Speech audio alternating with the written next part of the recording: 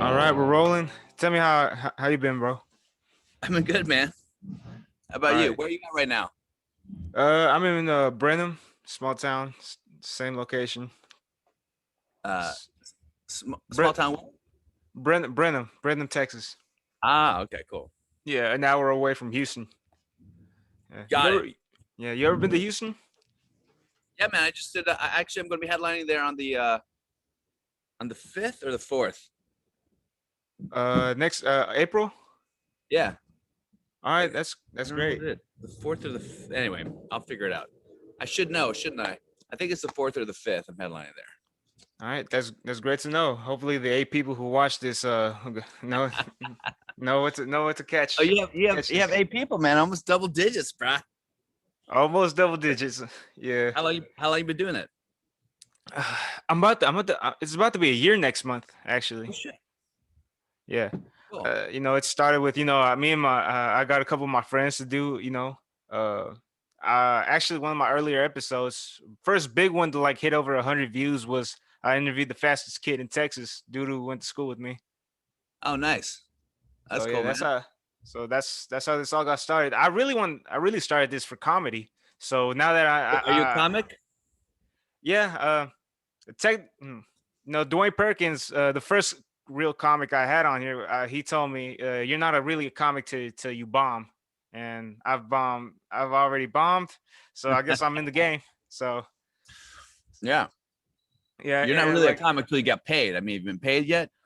hell nah, Once you get paid to nah. bomb, that's when you're a real comic. You get paid and you still bomb, then you're a real comic. So open micers don't count at that point. Was that just a hobby at that stage? Well, I mean, look, it's not that much of a benchmark, but like if you're a professional comic, you get paid. That's what professional means. You get paid. Like people are like, I'm an actor, and they're just taking classes. I'm not. Look, everyone's open mic at some point. I'm not saying anything bad about it. I'm just saying like, you know, you're getting into comedy. You can get that first paycheck, and then you're gonna feel it, and you're like, now I'm a fucking comic. What about amateurism? I mean that's technically. No, they're doing comedy, but are they? If someone says to me if they've never been paid to do comedy before, and they go, "What do you do?" and they go, "I'm a comic." I don't know, man. It's like, I are mean, you yet? if hopefully, like I said, I started this podcast to do comedy because since I started, soon as COVID started and COVID came, like right at like a month before I started this podcast, and I started because I was ready to start hitting the stage. I'm 18 years old. Let's see where I could do open mics to really now I could get this started. And as soon as everything shut down, so I decided, uh Cool, man. let's do this. Yeah. Yeah. I Yeah. like it. Yeah. And before we get started, I want to apologize to like all the like I'm not good at this, to be honest with you. I'm not good at it. I want to apologize to like all my guests, because one issue I have is that this podcast used to be half an hour. It used to be half an hour. It Uh-huh. graduates to like an hour because I realized we could get more, we have more to talk about. But yeah, when I review the episodes, and like I'm starting to cringe because I'm realizing I'm talking too much.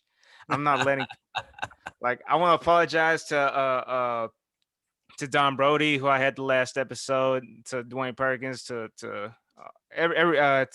Brad Upton, everyone I had before, because I just have this fear of not filling in the hour. I have this fear of dead silence. So yeah, so knee jerk Yeah, I hear reaction you. is just, yeah, just to keep talking. I hear you, man. Usually, yeah.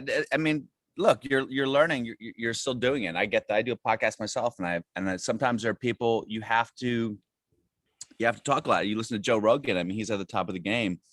He'll have someone like Elon Musk on, and he talks nonstop because Elon Musk has Asperger's and barely talks, so he has to keep fucking firing away.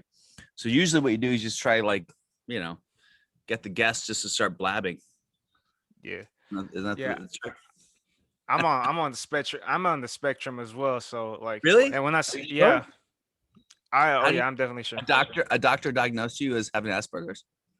let's say diagnose me. Let's say I was getting vaccines, a vaccine one time when I was like in my preteens, and Uh-huh. uh, let's just say, I noticed you're not making eye contact when you're speaking with me, Oh well, and because like, if I look at the camera of you, it's below the mic. It's below the video view is below the camera. You hear what I'm saying, bro?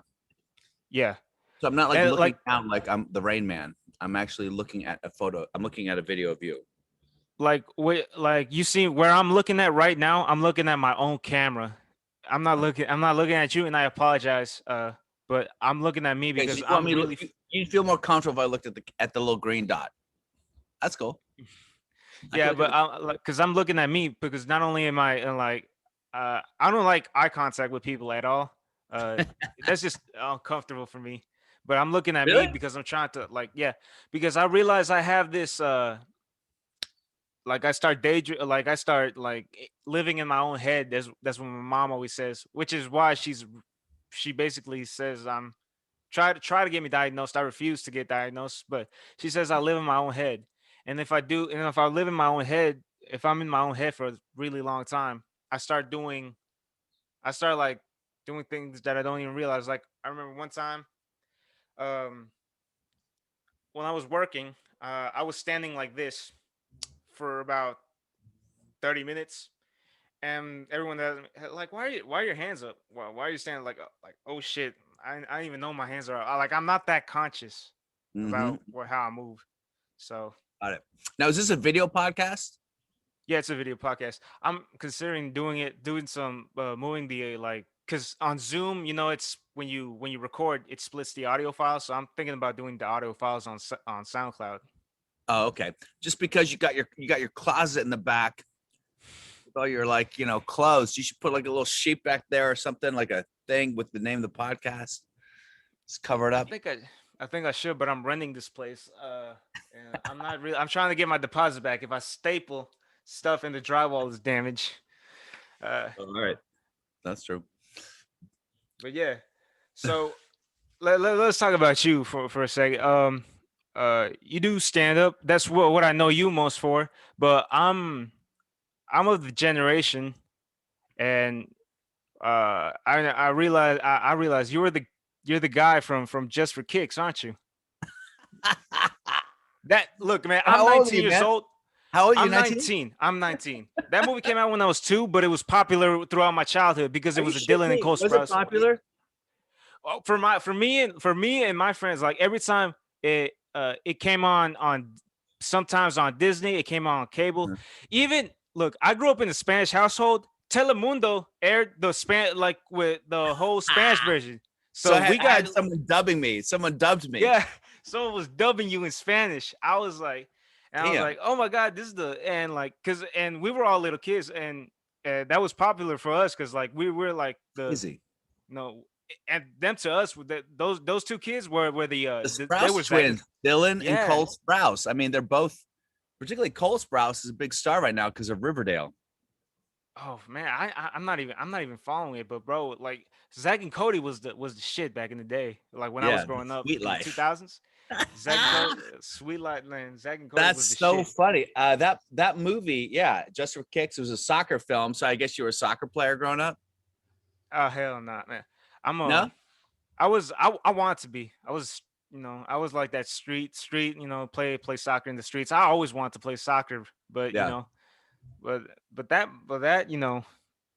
movie was a shit because with the Sprouse twins, is that yeah, that's right, we man. were all like we all still remember that shit. We still love that show, and That's so it was funny. Yeah. By the not way, only I live on Sunset Boulevard, so there are like sirens and shit that come by every time I'm outside. Uh, yeah, those kids were cute, man. I guess they were like, God damn, how old were they? It was like 8 or 9 or some shit. They were like, and maybe they're like 10. Oh wait, there's a hold on. You might want to hold for that. Yeah, they were like 10 years old, and they never played soccer a day in their life, and it's a soccer movie. As a matter of fact, I think like maybe like 2 of the kids in the whole cast had ever played soccer before. And when you're you're shooting a soccer film, that makes it very difficult. You had to do like a lot of close-ups of people kicking balls, because if you just showed people actually playing soccer, none of the kids, they're all like Hollywood kids who had like no athletic ability. Their parents were staying in Motel 6s and carting them out to auditions, and they booked these roles and they thought it was going to be their big Hollywood break. It's a really bizarre sort of microcosm of the entertainment industry when you look at these childhood actors and like what they, because these families like literally like getting a Winnebago, and they drive from Wichita, Kansas, and they come to Hollywood with their semi-chubby cute kid, and they just trot them out auditions, and they get a movie. Like, look, it's not a good movie. I mean, I think you can look back now and go, well, that movie is kind of not really great. Like it's designed for it's designed for it was a kids movie, so you can't. That's funny. Like that's what I hate. People talk like people, how people talk shit about the original the Star Wars trilogy, the prequels. Uh-huh. Yeah. They talk shit like you're grown men. Like if you saw the original trilogy, by the time you watch you're probably middle aged by the time you get to watch the prequels. Like it's not made for you. It was made for kids back then, and it's made for kids now. So how are you supposed to find it entertaining? Since like that's one thing like that always gets to me about people. But I mean, it was it's a surprise because I didn't get paid. I don't think I got paid any residuals all the time at Telemundo. That'd have been nice. I'm trying to get a better internet connection. Hold on one second. Nobody sent you a check for like 800 pesos or anything like that. No, I didn't get any pesos checks, man. That's good to know. That's cool, man. That was the last thing I would expect you to say of what you might have seen me in. That you'd probably say something like, well, I don't know, whatever. A lot of things. I mean, but that was like, how many movies have you been in or shows have you been where you had a role that was like that that defined, not like a cameo or like not like a small part, but like a role where you have that much camera time? There was another film I did with another kids film I did with this is also MGM. I think MGM bought it. It was called Recipe for Disaster. So I first met Shia LaBeouf because he was dating a girl when he was a young kid. And Recipe for Disaster, I played like the villain there. It was like a lot of the same producers. Then I did a film called Even Hand, which is I think it's coming to Amazon Prime. A film that I co-wrote, co-produced, started, called Before the Sun Explodes, which is on Amazon Prime right now. And then I did a movie that kind of came and went. I don't know if you can get it. It's called Skirty Winter, where I was a lead in that. So I've done like I guess 5 leads in films right now, and you can see most of them. But yeah, so that was one of the first, and yeah, I don't know. I was hoping big things from it. I was hoping I was going to be like a child, do a bunch of kids movies after that. Now, did you doing this, like, did you like, was it a letdown or were you satisfied, or how did you feel at like after shooting all the after these movies come out and you see your face on the big screen, like did it work out how, like, No, somehow? no. I mean, I don't think you ever really do a movie and watch it and go, as an actor, I don't think you ever do a movie, watch it, go like, I fucking nailed it, drop the mic, walk off, get body surfed out on the crowd. I think you're always a little bit like, I could have done this better, I could have done this differently, I could have done this moment. I mean, there's one scene in particular, if you if you guys want to watch Just for Kicks, I don't know if they have it. Do they have it online? I don't think you can get Just for Kicks online streaming. Maybe you can. I think I tried to look like as a lark, and you can get Recipe for Disaster on Amazon, but Just for Kicks, I don't think you can. There's a scene where have a monologue to the kids where I like reveal that I'm actually Rudy. I'm not Rudy. I'm actually whatever the character's name, the Scottish soccer player. And this monologue I do as a Scotsman, and I think my Scottish accent was okay. I think if I look back now, I'll probably be like, ugh, it was terrible. But for a kid's film at the time, it was fine. And I had this long monologue. I remember the day we shot it. It was probably my biggest long monologue in the movie. He's like, guys, you got to go out there. There's nothing but rapscallions and blah blah. We have to go out there. We have to win. We have to be our team, and we work as a team. Whatever the fuck I say, I don't even remember. By the way, there's no Yeah. accent in the Telemundo ad-lib version. I love that though. There's like a Spanish Scottish accent. So I do that. I do it, but I do it with the Scottish because I go from like I talk like Rudy. I talk it's like a little bit like the director kept saying you sound like Elvis. Stop. So but I'm kind of doing like a sling blade thing. And then when I reveal that I'm actually the Scottish soccer player, on the run from the mob or whatever the hell it is, and I do this long monologue.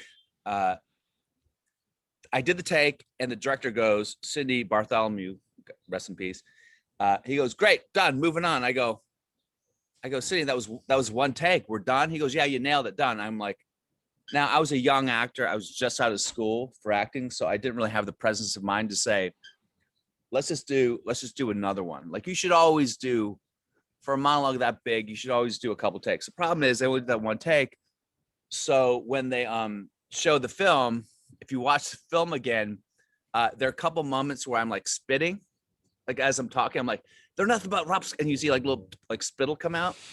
And obviously, if they had a couple different takes, they would just cut around it. You know what I mean? And find the moments where I wasn't spitting because they had that one take. You just see me like hawking loogies all over these poor kids. I mean, not really hawking loogies, but you know what I mean. There's like spittle coming out of my mouth, which couldn't be edited around, unfortunately. Not on that budget. Yeah, but all they need to do is like another take. But as an actor, I always tell to actors like, particularly when you're, you could almost always ask for another take. Almost always ask for another take. I mean, unless they're really, really pinched and they're losing their mind, it's going to be very rare that that a director or producer won't let you have another take. So I should have asked for another take because it's that it became something that I couldn't really use for like a reel or a comedy reel as an actor. I couldn't really like show it around because it was a little embarrassing that I'm spittling during that monologue. I don't know. I don't know shit about acting. I only took one theater arts class, and that was in sixth grade, which that's my only. That's where my resume ends. But my a movie I just saw this movie for the first time yesterday. Tropic Thunder, Oh and wow, I'm surprised they still show that. oh, it's on Amazon Prime for Yeah. yeah, just ready to stream, and I watched it, and that's my only the only thing I see into that's my window into acting. That's what I think. I'm trying to like disconnect from the movie, but I'm really not trying to think, oh, that's what acting is. Uh-huh. But you know, I mean, acting is uh, just like, I mean, I think people overthink acting. Acting is, and by the way, I'm not like fucking De Niro or saying that I'm the best actor in the world, but I will say that I think that acting isn't that much removed from what you do when you're a kid. When you're a kid and you just pretend you're something and you have make believe and you're a fighter, a warrior. I mean, that's all acting is. You're just pretending. You're playing make believe as an adult. So people try to put all this bullshit terminology and make it seem all fancy and pretentious. It's just you're just an adult man boy or man girl, woman girl, pretending to be a kid. That's why like a great child actor is, you can't beat it because their imagination is completely unfettered by all the bullshit. child acting. That's a weird like. For one, I like behind the scenes. I like what are they telling these kids to nail this scene? Are we saying Ooh. like the Olsen twins in Full House? I'm like, are they telling them, all right, we're playing pretend. Go ahead and pretend in front action, or Yeah, I don't is it? know. I mean, I do know that I don't know. I'm sure things have changed, but it used to be back in the day that, kids would get really manipulated into feeling a certain way. And And I think it might be part of the reason why a lot of child actors look. There are a lot of reasons why child actors are fucked up, but like, you know, if you see a kid who's like 7 years old in a movie and they're crying hysterically, like they're not using techniques. They're like, some directors like, your dad just died. Action. But they don't really, but they don't really do that shit anymore. You know, that was something that they did in like the 60s and 70s.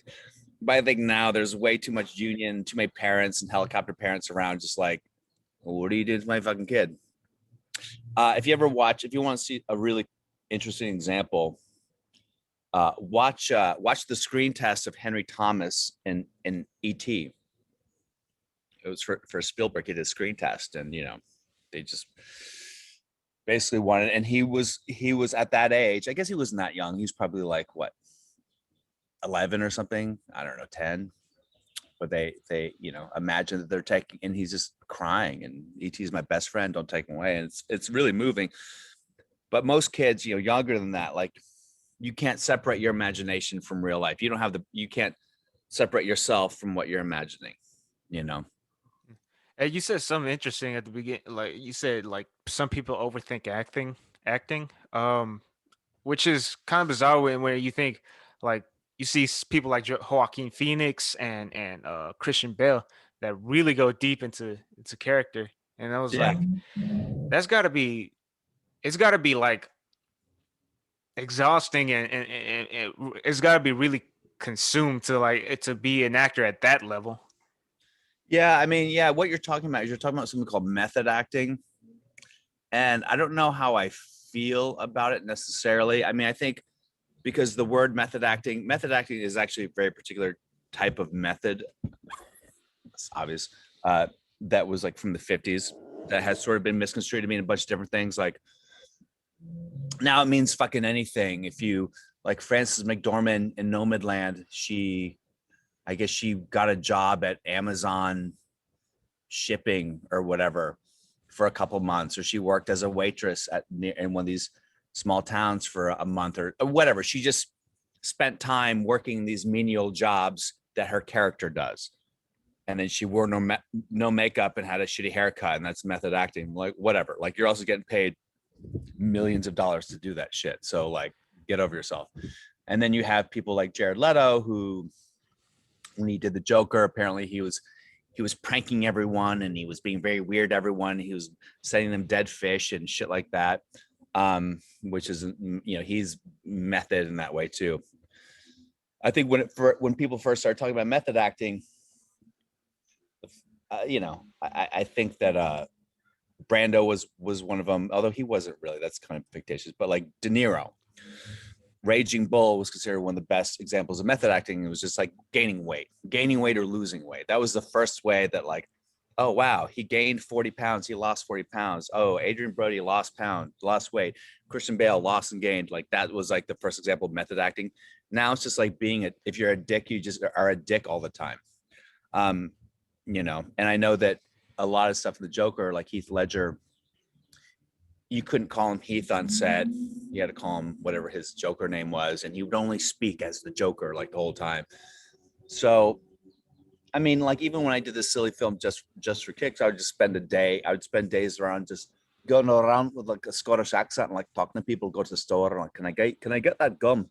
And I would just try to, like, that's not method acting, but you basically just try to do your character in real life as much as possible. That's really what it amounts to, you know. And it's become this really stupid thing where people like Shia LaBeouf will like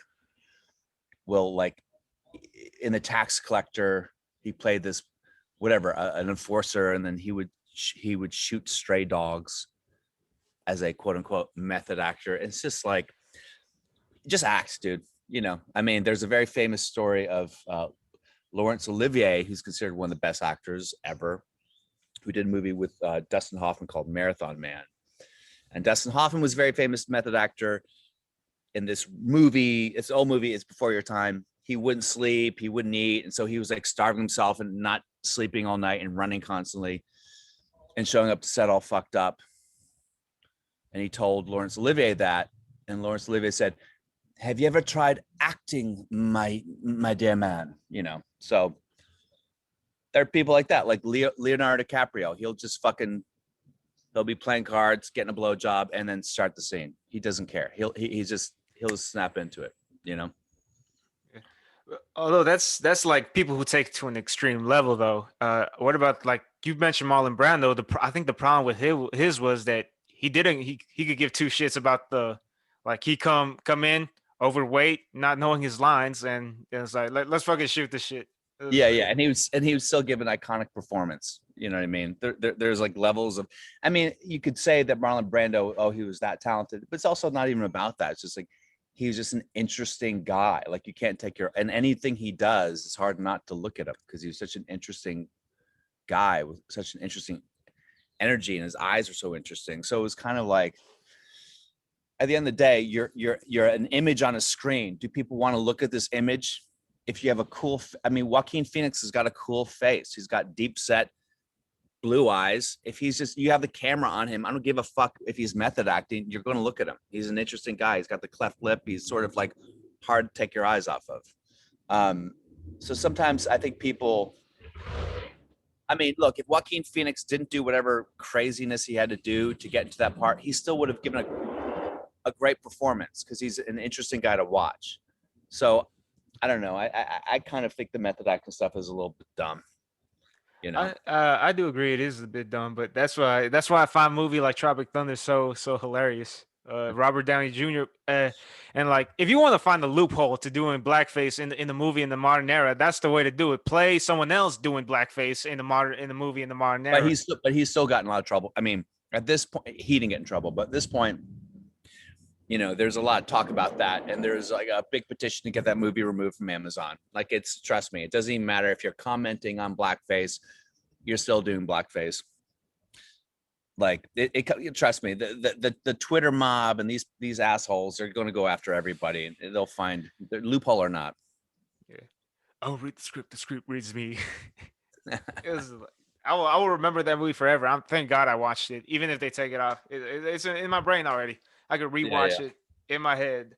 Now, I did some research because, of course I did. Oh, You were I went on IMBD. It says here you have over 62 appearances in movies and in TV shows. Would you yeah, say probably that's would you something say like that. that's in the ballpark? Yeah, I mean, whatever there is, whatever it says up there. I mean, not all that shit is a good or stuff that you can just access right now. Well, You know. well, it's not like Yeah. like just curious because there's not. I doubt that sounds like you be counting every day. No, Every I time. don't know. Like, I mean, some of the stuff is like short films or I haven't really looked at my IMDb for a while, but I mean, yeah, I've done a bunch of like TV shows. Some of them are on the air right now. Some of them are off the air, and you know, you do like I'm shooting a guest star in SWAT this week. You know, it shows SWAT on I don't know what network is anyway. And then you do a show like that, and then it kind of comes and goes, and you do your best work, and you get your paycheck. You hope you get good residuals, and hope the show gets syndicated. So you hope it goes to Telemundo, so you get international money. But people don't really know, you know what I mean? And in terms of the industry, I mean, in terms of me doing stand up, a year from now when I'm on the road, no one's gonna be like, oh, that's the guy from SWAT. It's like I did like an episode, you know what I mean? But it doesn't matter, man. That's the career. You just keep plugging away, and you know, sometimes that's your career. As you play these roles, different parts. You have fun. You get to do stand up, work on scripts, and that's it. And everyone's kind of like, why haven't you made it? Why aren't you a big star? And like, you know, you're working. You're doing your thing. You're doing what you love. Like, I think that is making it in my book. Like I watch HBO One Night Stand. You see all these people on Bill Hicks was on HBO. Patrice Yeah. O'Neal was on HBO. They're on HBO nonetheless, and to know that they like that doesn't mean you made it. Yeah. Being And on they're HBO, also, everyone you mentioned is dead too. ah man, that's horrible. And like, and it's good to know. Like what I got from what you just said is that you probably don't Google yourself. Which I is think I think I used to when was Google big? Like probably 2004, 2005. I was probably Googling myself. I don't think I've Googled myself. I mean, I definitely check my my social media more than I should. And I get in Twitter stuff more than I should. Like I just had like a little. I can't help it. Like I just had this. I see these people on Twitter, and someone said, "For all you fucking idiots who are this, what's this guy Willie? I don't know. He's a mediocre actors on Sex and City, and he said something like, "For all you people who aren't getting vaccines, you're a bunch of fucking idiots. Now we have to wear masks forever." And I said, check out the demographics on who you're calling fucking idiots, because the truth is, I mean, straight up, like no, most of my friends who are in, most of my non-white friends aren't getting vaccines. They don't want to. They don't, for a lot of reasons. A lot, and you just call everyone a fucking idiot who's not getting a vaccine. I think it's just. I go, be careful who you're calling a fucking idiot. You're calling a lot of people fucking idiots. And he was like, mah, mah, mah, mah, mah. I said, okay, that might be because she was a little racist, by the way. And he blocked me. That's just like, so I can't, I would say that Googling myself has been replaced by getting involved in stupid, fruitless Twitter wars with like quasi celebrities now. It's just it's a dumb idea, but I can't help it. I can't help it.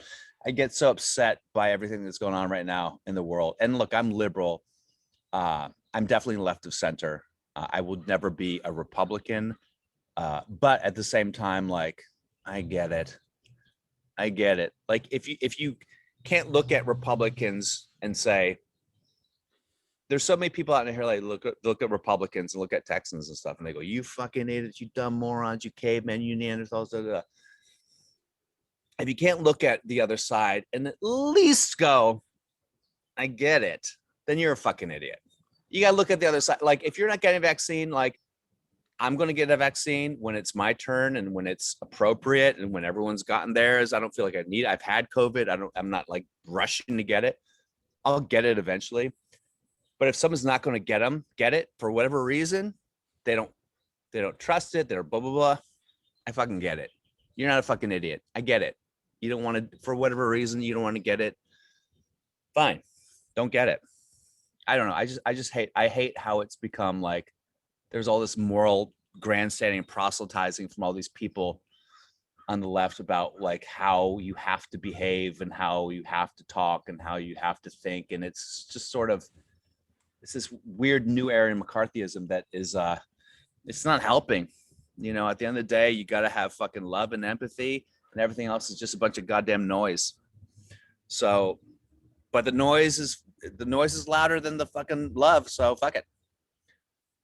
Yeah, and I'm a nobody, and I don't Google, and I still Google myself. I play football in high school, so if I Google myself, my film shows up. Oh yeah, first page results. I made it. It's Oh, that's just cool. So you're a good football player? nah, I'm not good, but I'm trying to. Okay. I'm trying. Hopefully, I get back on the gridiron. You're how old are you? You're 19? Yeah, I've been. I came to Blend to try for the team, but trials You look like canceled. you don't look like a large dude. How big are you? 5'10" if I stretch my spine out, 5'10", and And one seventy. what do you like? What do you play? What are you, DB or something? Uh, I'm a uh, I'm a receiver, special teamer. I'm those Okay, guys. Yeah, got it. but yeah, what you said, like, and well, going back to like what you say, like, like a lot of young cats, they're not trying to get canceled before their career starts. Yeah. Like I'm trying to. I really want to do comedy because I love it. I have a respect for it. I think it's a craft. But I look back and uh, with all this woke cancel culture, the way the world is today, the entire culture, and like the days of the Eddie Murphy, a 22-year-old dude selling out uh, and being the world's most famous comedian. Like those days are over. You can't make it as a young comic anymore, or at least it's harder to do it nowadays. Hmm. Um, why? Why do you think so? Well, what made like think about what made Eddie Murphy so great. If you watch his Delirious special, like none of that stuff will fly today. That Mr. T's a faggot bit, that will never fly today. You don't want to That's be just you don't want to be you don't want to be canceled, and you use that you say that word. Come on, it's in it's in context. It's in context, man. I doesn't was matter. like, I know. I'm just saying. I used the word cunt in last episode Word. with cunt. Well, I think there's a difference. I'll tell you why. Because if we're talking about the top three, the FNC, FNC just uh, they sort of describe ineffable characteristics of a human being. Like someone is black, someone is gay. But I don't think the C word applies to women writ large. That's a douche. It's like calling guys a creep or a douche. Like not every guy is a creep or a douche. It's a type of guy. So a C word is a type of woman. Like You could you say go that to an F or a type of, but they're not. It's like they're used as a panoply to describe that group of people. So I think the C word is different. yeah, I it don't is. use the C word because I don't like to offend cunts. But anyway, Yeah, yeah. don't steal It's that. That's one of my jokes. I know. I've been watching your stand up like, Okay. and like I thought it was crazy that like well before when we were putting this thing together, you said like like let me know what we're gonna talk about, and I sent you the message back. Hey, don't worry, we're not gonna talk about anything that'll get us on the news.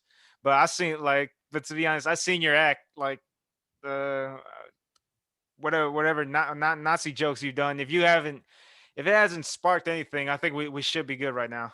Well, the weird thing about the Nazi joke I did, it's funny you said that. The reason that came about is because someone posted on Facebook a while ago. Some woman said like Nazis are taking over America, and they've infiltrated the police department, and Nazis are everywhere. Like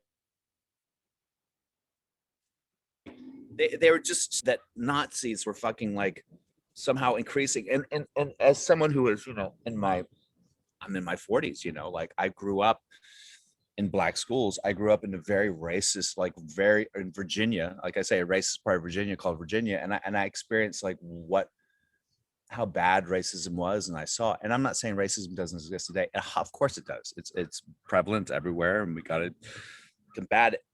But to say it's getting worse is fucking ridiculous. It is the most stupid, asinine, bullshit, fear mongering belief system that's being promulgated. It is absolutely getting better. Just homophobia isn't as prevalent. People are getting their heads around transphobia, racism in general. I mean, the amount of mixed couples and mixed children that you just see around anywhere you go in America, Texas, it doesn't fucking matter. They're everywhere. It's like it is not as much of a problem. The police forces are much more mixed in every goddamn city in America. And for people to say that not like Nazis are taking over the police department, the LAPD, I think in like, and this woman was in the LA area. I think in like the 90s in LA riots, I think the LAPD was like 85% white people or something like that. And now it's like over like 50, it's like 50% black people. So the police department is a lot more diverse. Is a lot more, and they were saying it's getting over. So I just wrote and said, I think that's, I don't think Nazis are taking over.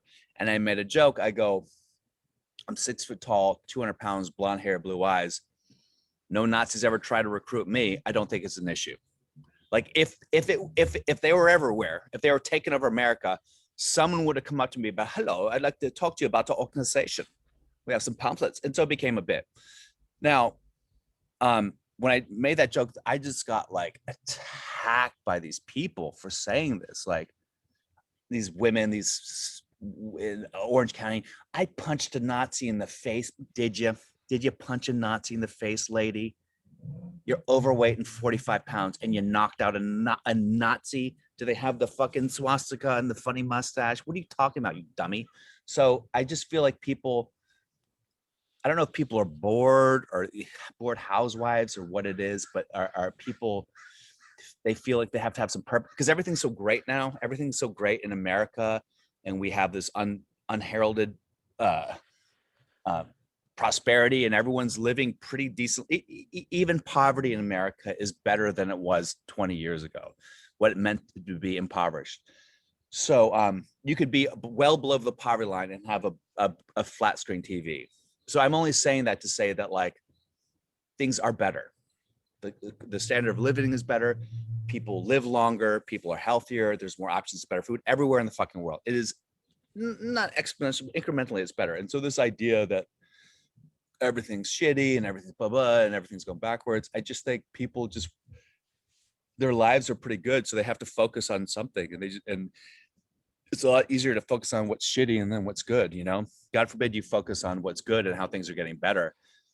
And for some reason, as growing up as a lifelong liberal, I've always felt that we were the party of people who were looking at the world and trying to find the light and trying to find the good things. And now it's like all we're doing is looking at the world, trying to find the bad things, and it bums me out. You know? Yeah. And this is comedy, so this is all satire. This is all jokes. But Yeah. and to say that this isn't allowed here, then what exactly is allowed? Like, what does woke liberal comedy look like? Because I know clean comedy. We saw Jerry Seinfeld. He got in trouble Yeah. for I know the He said gay something like French. gay French king. Yeah.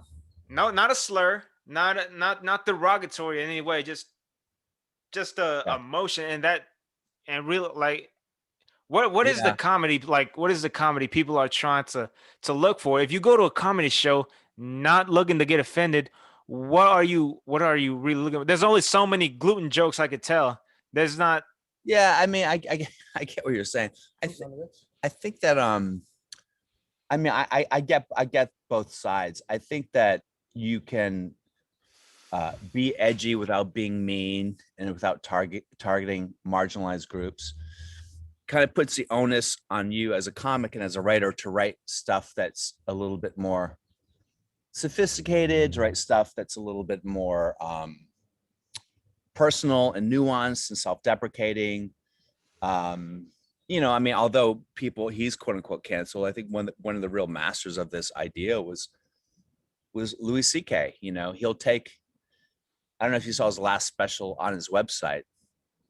I haven't You seen saw it. on, I've seen clips of it.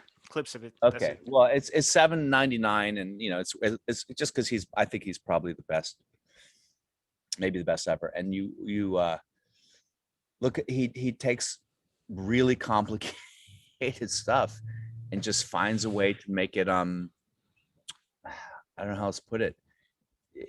It's hard to look at anything, whatever your point of view is, not to look at what he's doing and go and think about what he's saying. And he does a whole thing about abortion.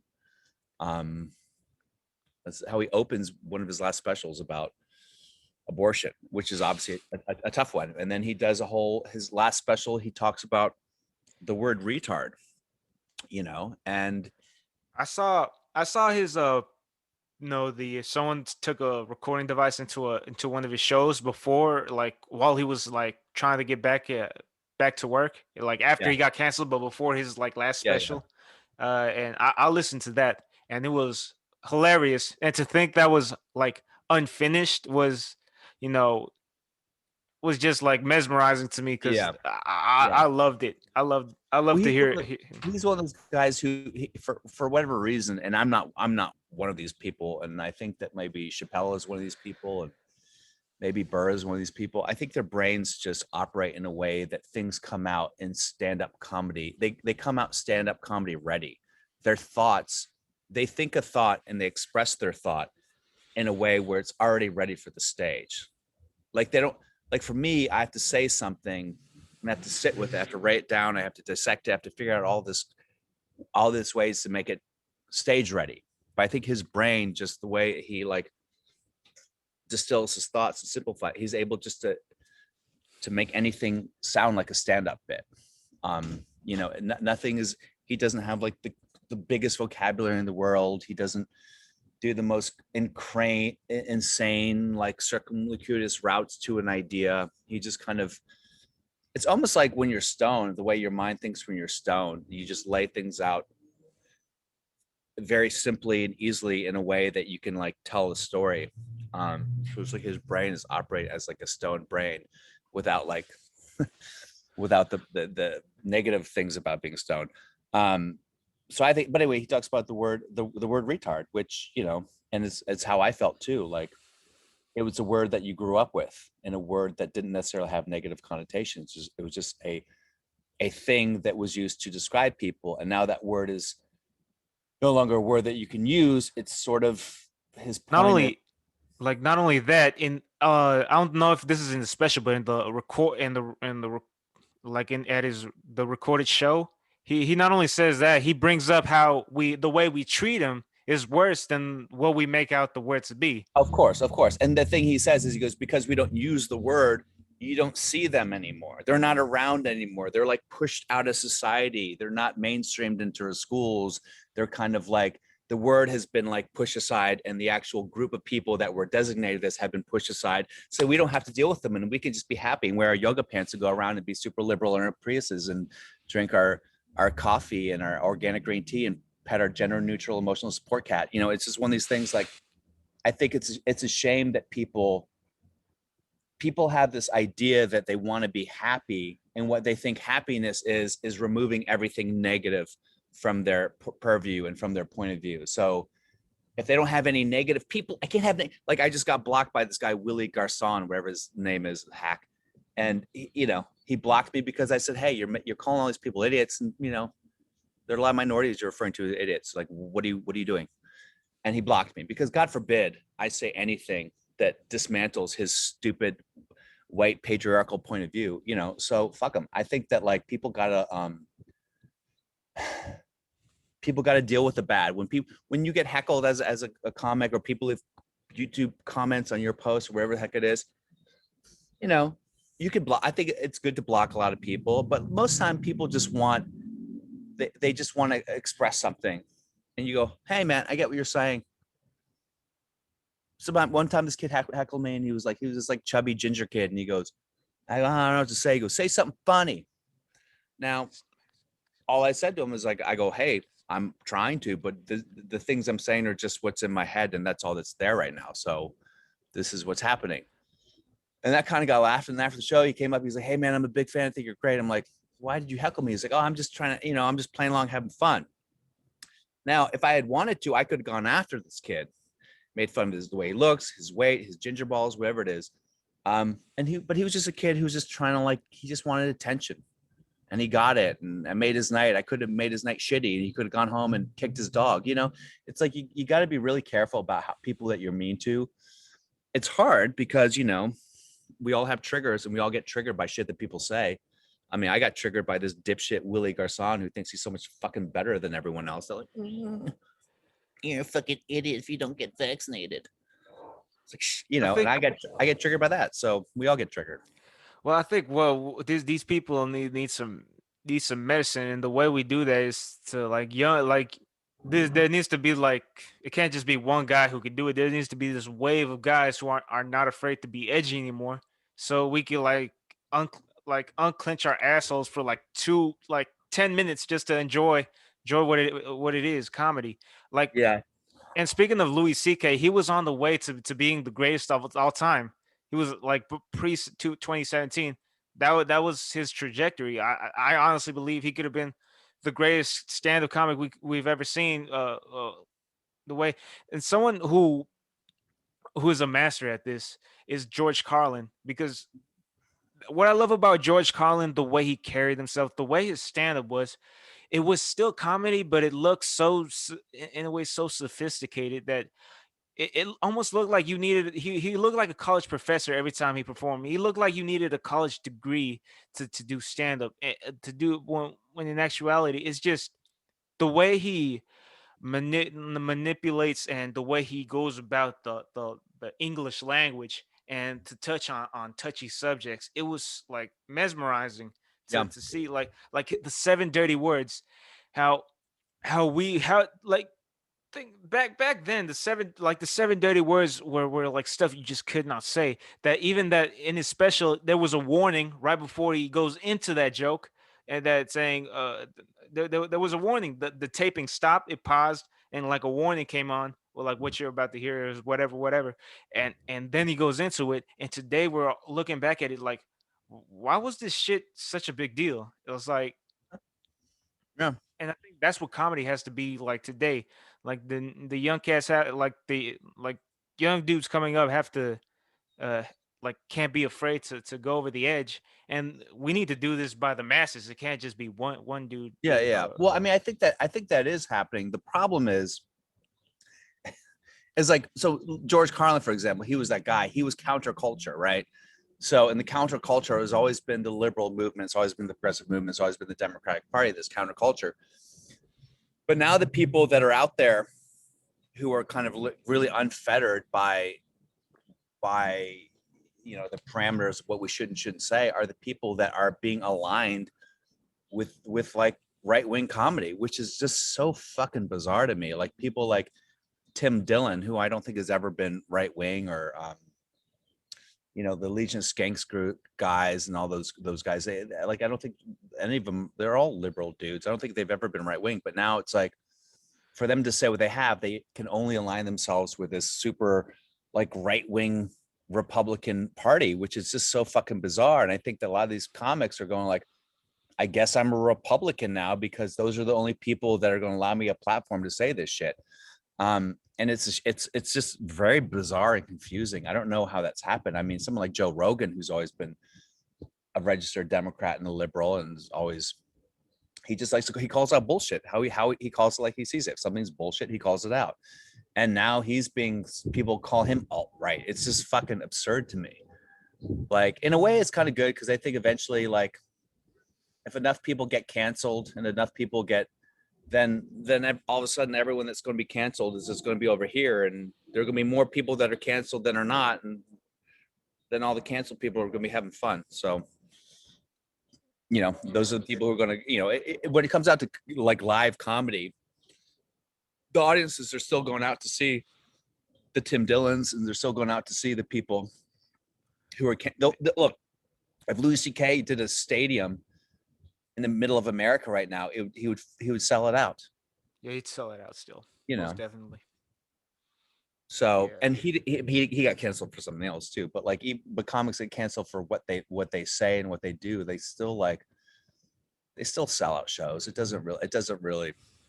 It's just the mainstream media and like the big networks and Disney. Like, everything's owned by Disney. If you don't follow the Disney purview or whatever, then you're fucked.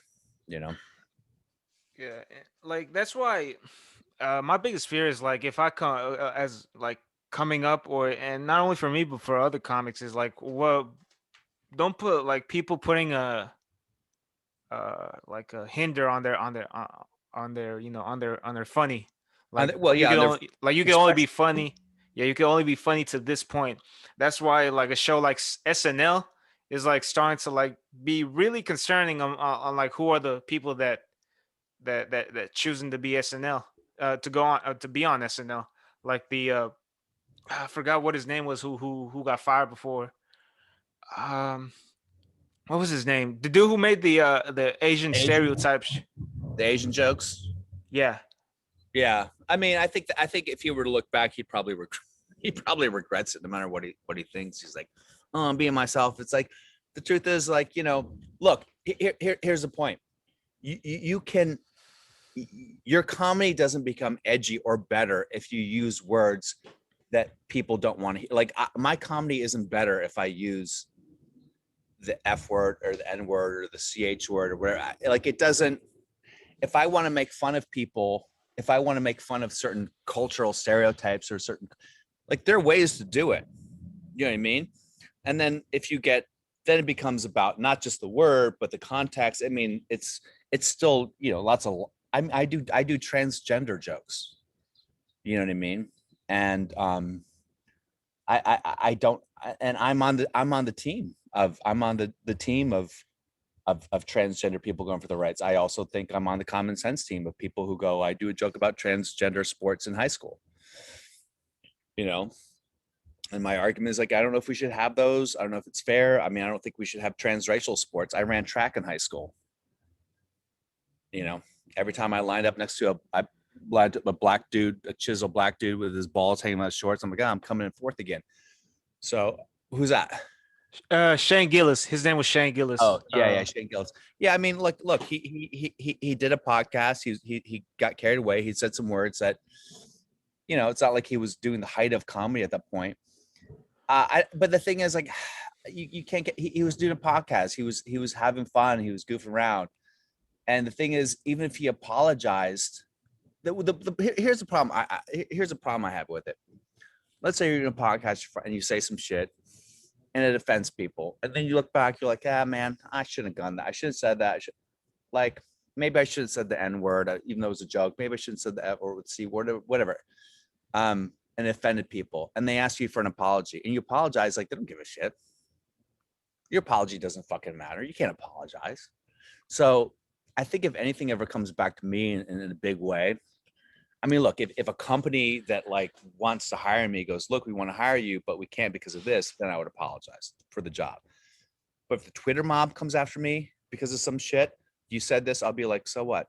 I'm a comic. Whatever. I don't care. It's dumb. I just get stupid. You're being stupid. You can't apologize. They're gonna forgive you. Yeah. It also like messes up like what is a cancelable offense nowadays? Because when Shane Gillis got fired, you say, you know, Andrew Yang, who was a presidential candidate at the time, he said he wasn't offended, and then they said like, and then people got mad at him, and then and like it gets to the point what we're getting like, what is you know what at what point do we say at what point is comedy okay? Because now that's the question. It used to be what jokes are not okay, and now the line is what jokes are okay. That's how small the Well, I mean, I think that's also, look, man, that's what, look, if that's what is being discussed in the mics you go to and open mics, and that's what my comics, but I think that's very reductionist because I don't think that's actually true. I think it just puts the onus on comedians to write better jokes, because you can write jokes about anything you want to do. You just don't have to, like, if you're like, I'm going to go up there and I'm going to say the N word, I'm going to blah, blah. Okay, fine. You know what? Have a joke and say the N word. It better be a great fucking joke. It better be a bulletproof fucking joke. Because if it's not a bulletproof joke, then guess what? You fucked yourself.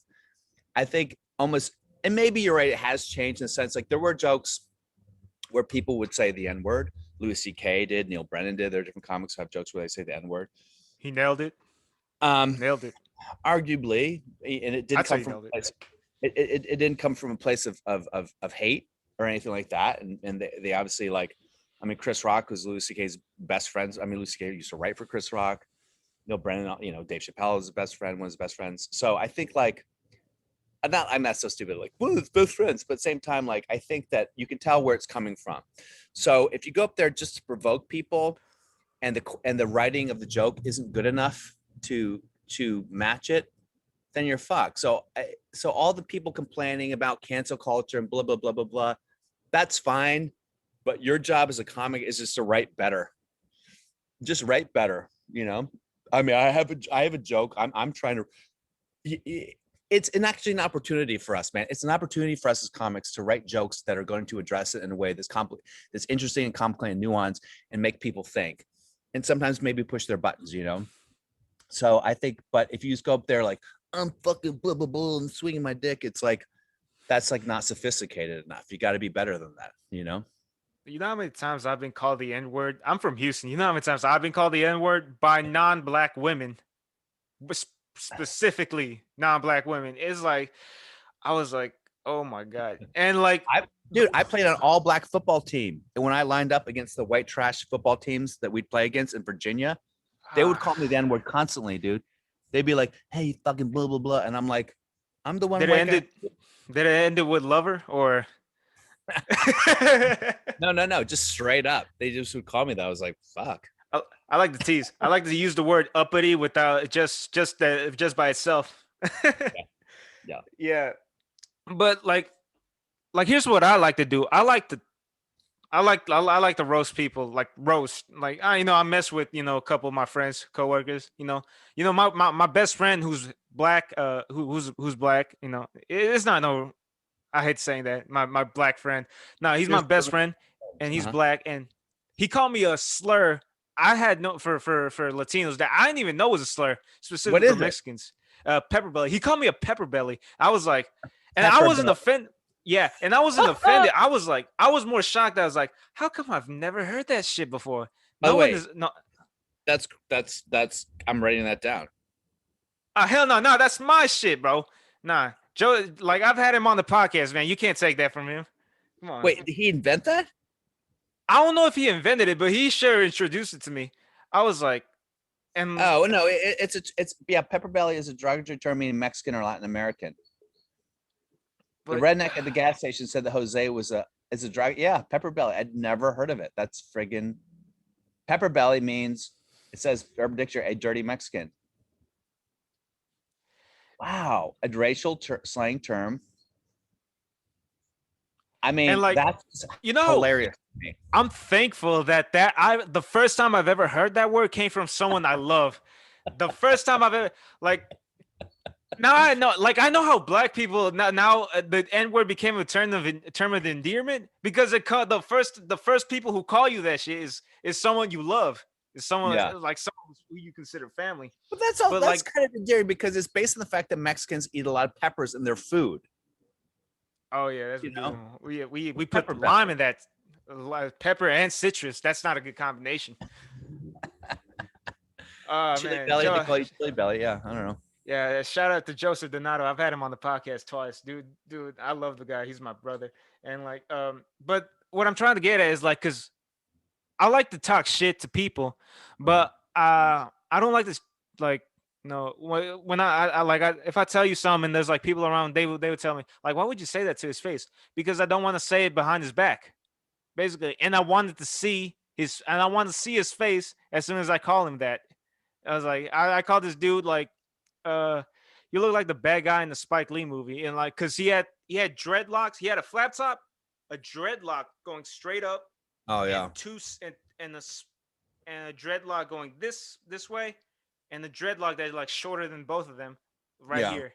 And I was yeah, like, you look like the bad guy in the Spike Lee movie, and I was like, and like when I'm like performing an open mic and I talk shit to the crowd is like, and they all like, I say like, the nerve you guys have to be a tough crowd. This is a free show. You get what you pay for. And like and if I hear like, I was like, and the only reason I'm telling you this right now, I don't want to tweet it later after I leave. I'm not gonna tweet this shit later. I'm gonna tell you it straight up to you, and you should love me for it. That's yeah, like that's and like and that and go which goes back to like when I address you address the offended party directly, because the people who get offended for like for people who get canceled is never canceled by the offended party. Shane Gillis was never canceled by by the Asian. Asian Yeah, community. it's white Yeah, women. Yeah, it's always white women. it's It's white 20 women. people. That's what it is. 20 people on Twitter get together. Oh my god, Yeah, it's apparently white that's where women and a bunch of nerds who want to bang these white women. That's what it is. oh yeah, Seriously, I mean, I wish it wasn't, but it is. By the way, yeah. I've been saying that the problem is white women for like 5 years, and then Bill Burr starts saying it, and I'm like, damn it, I can't say it anymore. On SNL. It's like, Yeah, but yeah, I've been doing like for like 3 years before that. Whatever. He's great.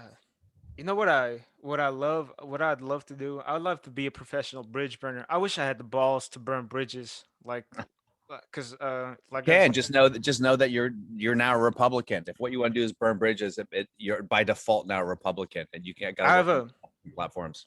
like, how many people have this dream? My dream is to be on SNL, uh, and quit. I want to be someone who quits SNL. Like, it's just, and You the think way I that, go and then about you're on it, and then you're like, wait a second, I don't want to quit. yeah, if you ever see me on SNL, I needed the money, but it's like, I forgot what I was about to say, but like, to be, because when I approach comedy the way, like, I play guitar. I picked up the guitar. Mhm. I do this podcast, but when I pick something up, I'll say I want to be great at this. I want to be Yeah, good. I want to be I don't like I don't care if people never see me play the guitar. I Yeah. want to play the guitar like Stevie Ray Vaughan. I'm practicing playing behind my back. In Mhm. I'm just starting, but I want to like that's how I want to play if I'm Yeah, gonna yeah, play yeah. the guitar. Because if I do stand up, I want to be. I want to say I want to be the next Bill Hicks. I don't want to be the next Carlin. I want to say I want to be what would they be? What would they want comedy to be? That's what I want to be. So I Yeah, like sure. so I think that's I'm good. not I never go into anything half ass. Like Yeah. fuck that. If it's worth if it's worth doing, if it's worth doing right. Yeah, yeah. I hear you, man. I think that I think that's a good, you know, goal, man. Always want to be the best. I mean, I'm happy not being the best, but I think it's a good goal to be the best. I think it's like good to really like want to be and change the fucking game. So the only advice I would give you is like you will never fail as a comic, no matter what type of comedy, alt crowd, club crowd, podcast, by being more vulnerable and being more honest and being more self-deprecating. That will never not serve you. Do you know what I mean? Because at the end of the day, like if our goal in life, man, is to be unflappable, to be the fucking Buddha, dude. And the Buddha is unflappable. That means any YouTube comment you see, any fucking bad review I get. I used to do theater and like get bad reviews, do TV or whatever film, get bad reviews. You should be able to read all the bad reviews and all the good reviews. You should listen. If you believe the good shit people say about you, you got to believe the bad shit. So you just listen to it all and take it all in. And if you can't be, if you have to be the person who's like, no, no, no, no, and filtering out the bad shit, then you're not fucking having a fully realized life and existence, man. You got to fucking hear it all. People say, hey, you're a piece of shit. Go, okay, I get you feel that way. I see that, man. I'll try to be better. Like, I'll try it. I mean, I changed my vegan food is a transgender cuisine joke because there was a line that I recognize that, hey man, like I'm not going after transgender people. I'm making an analogy that I find funny. Um, but I don't want to denigrate transgender people in this joke, you know. So I made like a tweak because of people's comments. That's fine. Um, then there's a point which where I'm going like, nah, fuck you. Now you're just being oversensitive. But it's okay to listen to what everyone has to say because even the people that are hysterical and creating all this fucking noise sometimes have good points that will only push you to be a better comic, you know, and a more nuanced, thoughtful comic, which is never bad. Last thing I want to ask you before we wrap this thing up, and this is like one thing I want to learn because I'm young and I really want to learn and I really want to do better. Like I said, I want to be great at this. Well, look, if I was your age, it'd be like this, right? Just fucking facelift. Look at that shit. Damn. Oh, go ahead. One second. Yeah, and I was like one thing like last thing I want to ask you is Uh-huh. if you go to a comedy club or to an open mic, or if you see like a young 19-year-old 20-year-old dude is getting started, like what is exactly would you like the seats to know, you know, this is what comedy should be, or what, like I'm not saying what specific jokes, I'm saying like what about a young comic do you want to see, or that could tell you this dude could, this dude's gonna be is a real comic. This dude could be a real comic.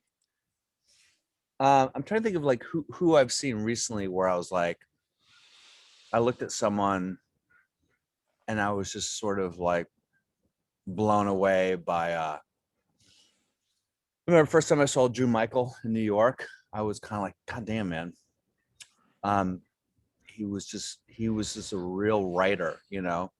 Um, I mean, it was very written out, which isn't necessarily what I love the most, but he was. But I looked at that guy years ago and I was like, fuck, man. Um, so if I were to see a guy, first of all, at the end of the day, no matter what the fuck we're talking about a stage, and a stage requires a performance. So a performance requires command of an audience. So the first thing is that, man. The first thing is like, are you comfortable up there? Are you having fun? Do you command the stage? You know, and when you see that, that is the writing, you know, obviously you want the writing to be great, but if the writing's great and they're reading from a notepad and there's just some fucking nerd standing at a microphone, that's garbage to me. It's like, well, then be a writer, write for a sitcom, write for an actual comic, write for someone who performs. If you're gonna stand there reading from a memo pad with your clever puns and thoughts, like eat a dick. Like it used to be those guys, those nerds would write for people, and now they're performing, and that's like a kind of style of performance. But I think that's, to me, that's boring. It's like, can you go up there, be vulnerable, command a stage, um, give yourself to an audience in a way that you're 100% committed to what your thoughts are, but you're also completely open to what they're giving you.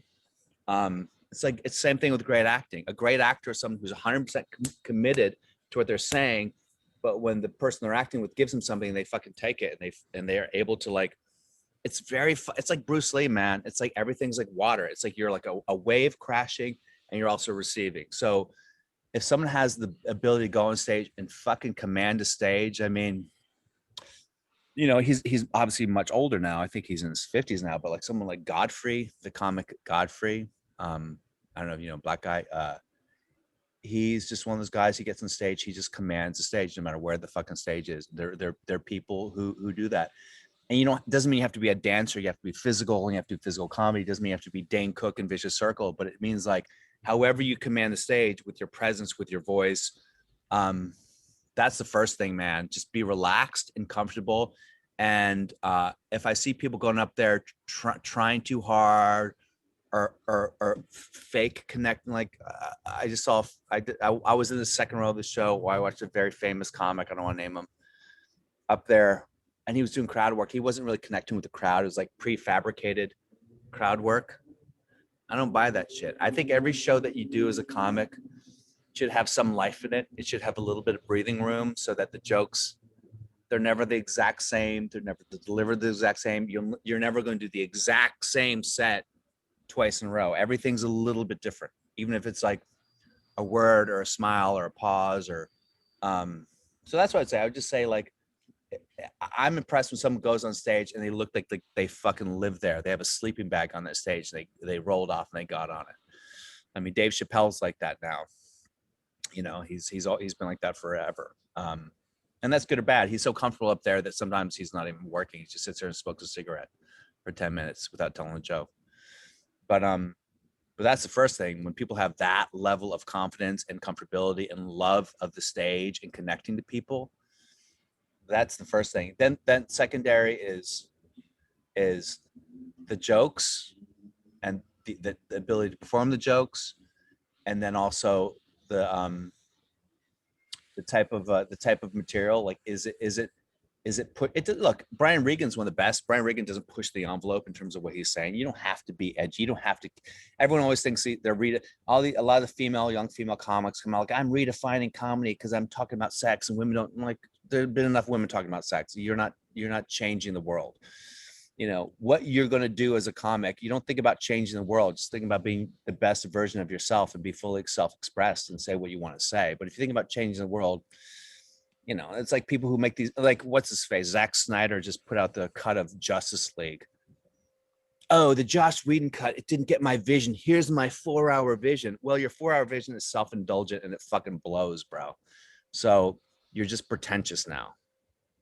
You know what I mean? Like, just don't worry about how good you're going to be, or don't worry about being one of the best or change game. Just be like the best version of you and be fully self-expressed, because a lot of everyone comes out there thinking they're changing the fucking world, man. I just think that's, you change, people who change the world do it because they're being them. They're not doing it because they're trying to change the world. You'll find out what that is to you. Your voice is going to keep growing. You'll see. Just be authentic. Don't steal jokes. Have integrity with your fucking jokes, and the rest will take care of itself. Man, I'm ready to run through a fucking wall right now. That was great. That was great. Man, I appreciate you for doing this, man. Anything you want to say? Anything you want to plug in before we wrap this up? Well, shit, let me look, see where I'm going to be in fucking Houston. Like you say, you're being in Houston next month. I mean, it's not that long. It's like a couple weeks, right? Fuck. I'm literally, I smoke way too much weed, so I forgot all. Oh, Jarrett. Oh yeah, here it is. Do you know who Jarrett Stockman is? JT Stockman. Nah. Okay, so yeah, it's 7:30, March 21st, right? At That's today. no, it's not. It's March Bro, 21st. it's not March. Wait, what? Holy shit. No, no, Don't no. It's blame. I'm sorry. I'm sorry. I fucked that up. I'm sorry. That's the wrong one. uh, It's the same show. You're fucking. You got me. Same show, but here, let's see. It is. I don't know what the oh, let me just look. Why didn't I follow this guy back in my deck? Here it is. Ready? It's at Biggs Sports Bar in Houston, Texas, April 4th at 7:30. Biggs Sports Bar, Houston, Texas, at 7:30. Yeah. all right, let's save the date. Yeah. So go, bring a crew, man. That's what's up. Bring a fucking crew. All right, we'll I'm save the trying, date. I'm trying to comp you and whatever, you know. So All I know right. how it is. We you All don't right. have a door. You don't have a door to your fucking closet. I know how it is. Gotta. I know. Yep. In the struggle. I'm in the struggle, bro. I'm in the struggle right now. All right, man. Cool, bro.